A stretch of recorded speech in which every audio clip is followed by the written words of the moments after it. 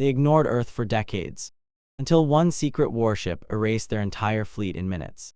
Earth had been cataloged, classified, and quietly dismissed long before the war began. In the endless bureaucratic archives of the Imperial Sovereignty, it existed as Entry 77 Delta, a marginal, mid-gravity world orbiting an average yellow star, inhabited by a species that had only recently clawed its way into the lower tiers of interstellar capability. The assessment was clinical and final: limited strategic value, moderate industrial output, cultural volatility, potentially useful as a labor reserve in the distant future, but otherwise irrelevant. That judgment had not been questioned for nearly 80 standard cycles. The Sovereignty had no reason to question it. Their fleet spanned sectors. Their doctrine had crushed civilizations older and more advanced than humanity. Their grand fleet, a moving constellation of power, existed not merely to win wars but to make resistance meaningless. Entire star systems capitulated at the mere announcement of its approach. Earth, by comparison, was an afterthought. So when the war ignited along the Orion trade corridor, and humanity was drawn into the conflict almost by accident, no one in the Sovereignty command structure adjusted their expectations. The humans fought. Certainly, they resisted harder than expected. Their ships were crude but aggressive. Their commanders unpredictable. Their willingness to absorb losses unsettling. But still, they were small, and small things could be crushed. The early months of the war confirmed everything the Sovereignty believed. Human fleets were scattered, outmatched in tonnage, and technologically inferior in key areas. Their shield harmonics lagged behind. Their energy distribution systems inefficient. Their targeting matrices prone to improvisation instead of precision. The Sovereignty considered this charming, in a primitive sort of way. They advanced methodically, system by system, cutting off supply lines, isolating colonies, forcing engagements where their superiority could be brought to bear. Human broadcasts grew more desperate. Civilian evacuations filled the comm channels. Resistance pockets flared and vanished. And yet, something didn't quite fit. Every time the Sovereignty believed they had cornered humanity's core fleet, it slipped away. Not cleanly, not elegantly, but effectively. Ships that should have been destroyed limped back into the void and reappeared weeks later. Patched together, scarred, but still fighting. More troubling were the anomalies in battle reports. Isolated Sovereignty destroyers vanishing without a trace. Recon drones transmitting fragments of sensor data that couldn't be reconciled with known human technology. Entire engagement logs corrupted by bursts of electromagnetic interference that seemed almost deliberate. At first, these were dismissed as errors.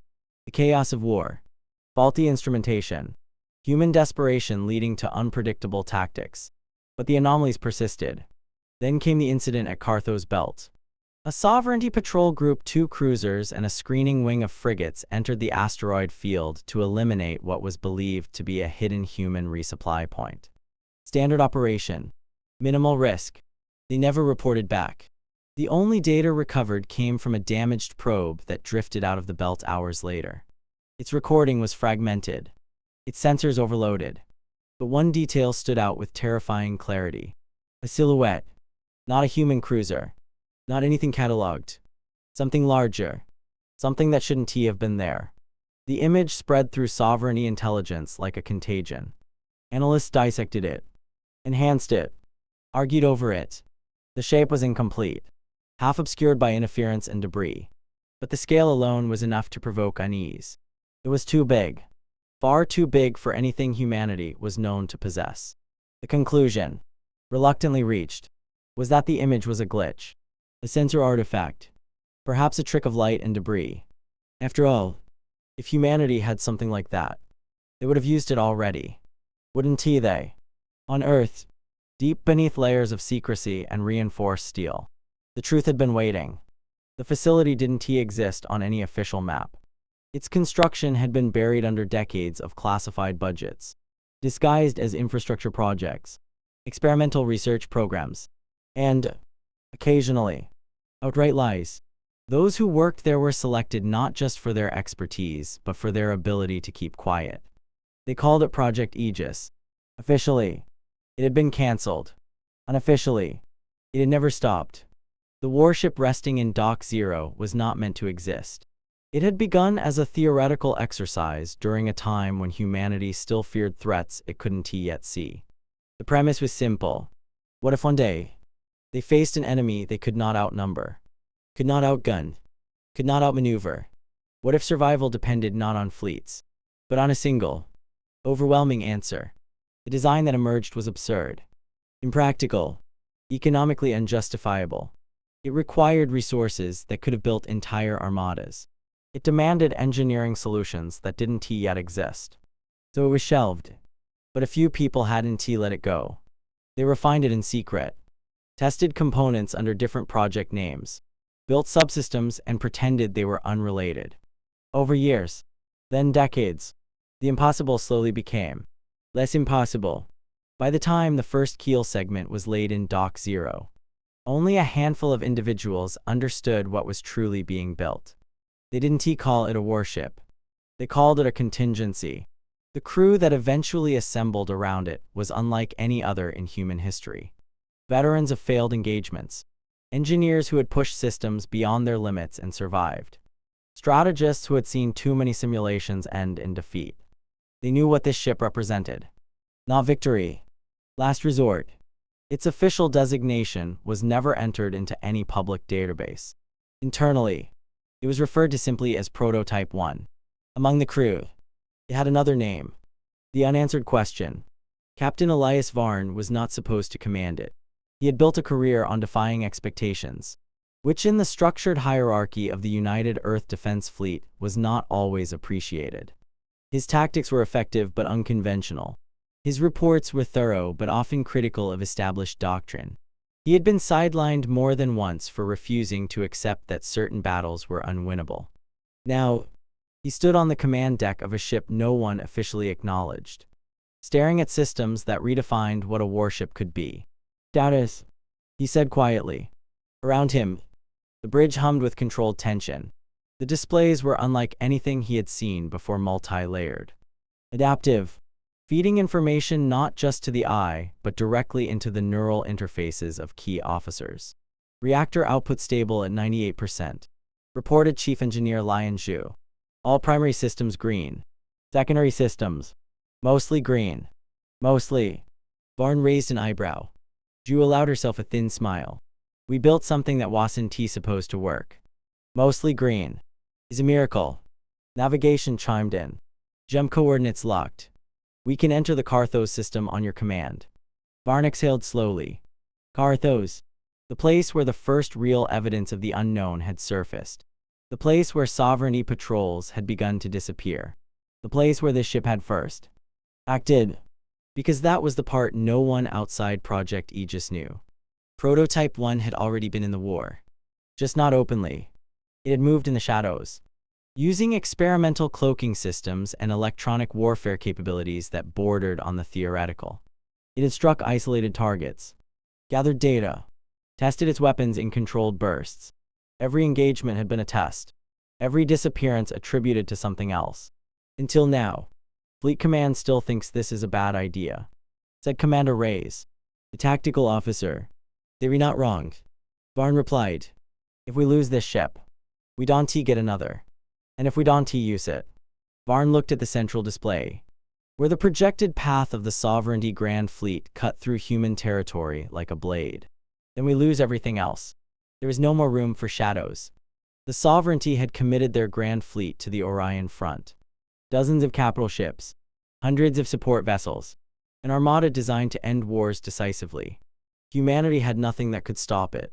Except, perhaps, something they had never intended to reveal.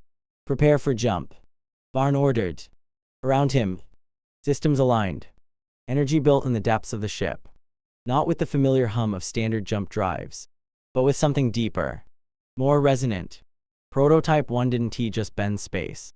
It rewrote the rules that governed it. Jump in 3, 2, 1. The universe folded. When the Sovereignty Grand Fleet emerged from hyperspace at the edge of the Orion corridor, it did so with the quiet confidence of a force that had never known true defeat. Admiral Keth Varus stood at the center of his flagship's command sphere, surrounded by a lattice of holographic projections that mapped the battlefield in exquisite detail. Human defensive positions flickered ahead, scattered and disorganized. Predictable.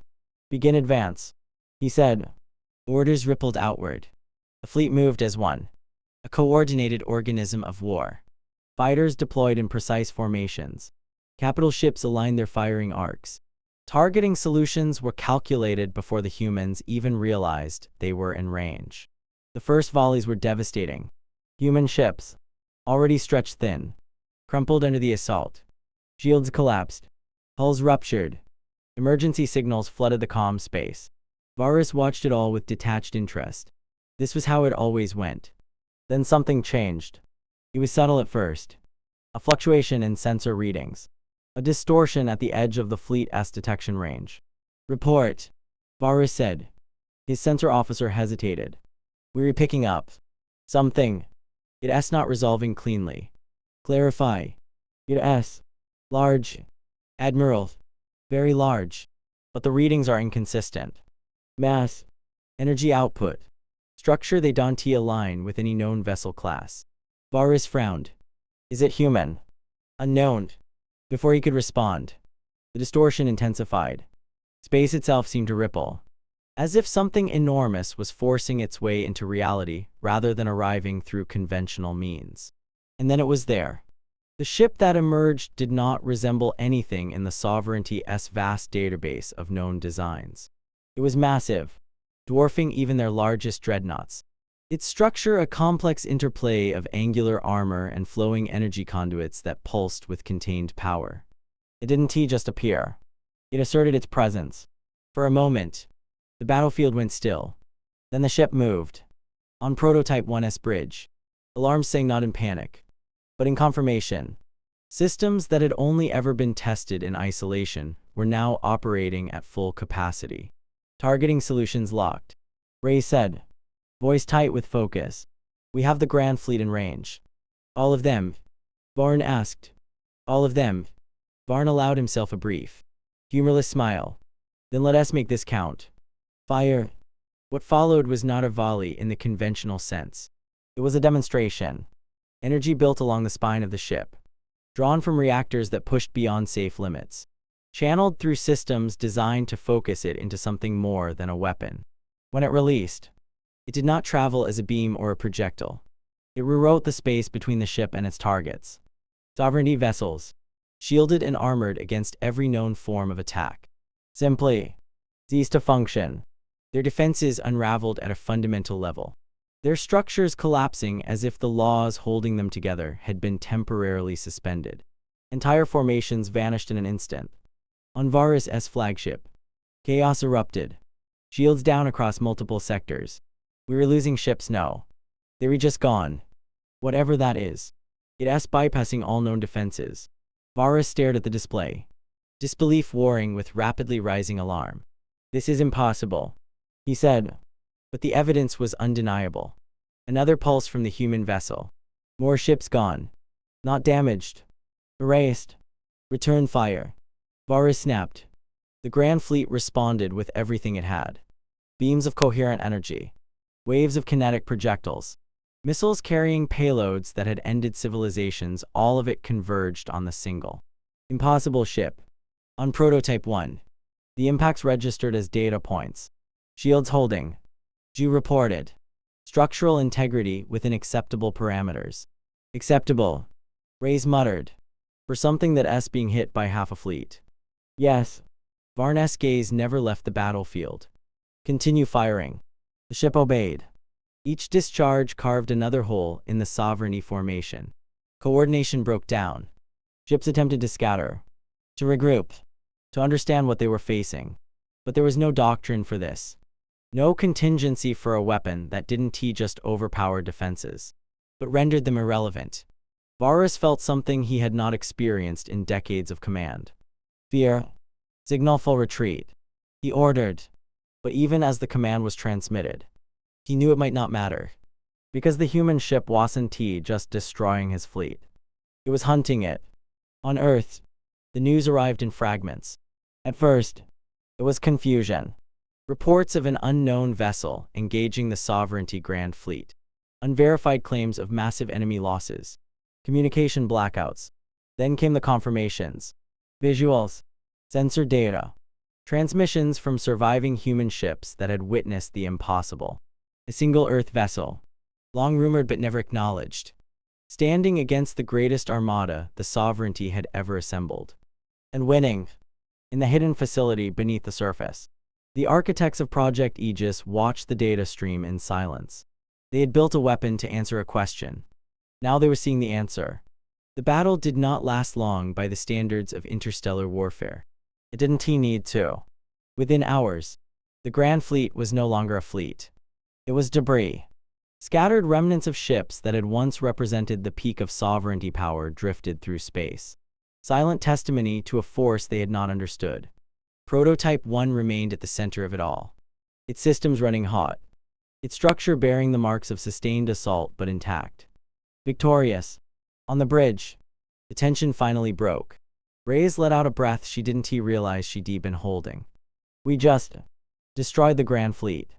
Ju shook her head slightly. We proved we could. Varn stood quietly, looking out at the wreckage. This was just the beginning, he said, because he knew something the Sovereignty was only just beginning to understand. Humanity had been underestimated, not because they were weak, but because they had chosen, until now, not to show what they were capable of. The message that spread through the galaxy in the aftermath of the battle was simple. Earth was no longer an afterthought, and the war had just changed forever.